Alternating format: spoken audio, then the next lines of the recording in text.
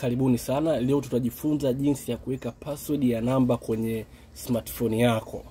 Moja kwa moja unabonyeza hapa, una slide hapa kwenda juu.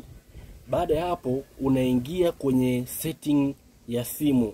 Unaangalia neno setting kama ile hapo umeliona. Unabonyeza hapo. Ukishaingia hapo unapandisha hivi juu, unapandisha juu, unaingia sehemu pameandikwa security. Ukitoka hapo unaingia kwenye security. Baada ya hapo unaingia juu, unapandisha juu, unaangalia sehemu imeandikwa screen lock. Ukishatoka hapo unabonyeza screen lock. Ukishatoka hapo, kama mwanzo ulikuwa unatumia pattern, inabidi uweke pattern yako. Sisi tunatumia pattern ya N.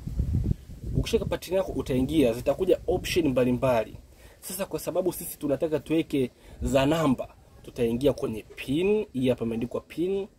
Tutaingia hapo, itakwambia utapiga next, kisha utachagua namba ambazo 4 ambazo unataka ziwe kama password yako. Mimi nachagua 2525. Baada hapo nitabonyeza neno next.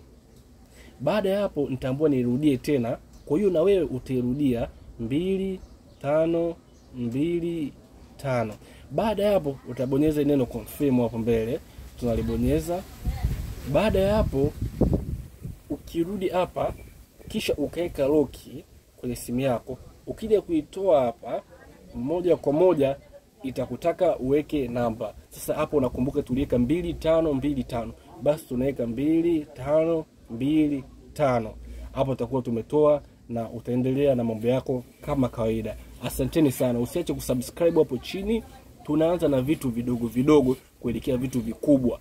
Paka mwisho wa siku utajua kuitumia simu yako yote, kisha tutaingia kwenye internet, utajua jinsi ya kutumia settings za internet, jinsi ya kufanya vitu vyote, paka jinsi ya kusoma message za mtu wako bila kujua. Kila kitu tunaenda taratibu kuanzia chini kabisa. Asanteni sana, usisahau kusubscribe hapo chini.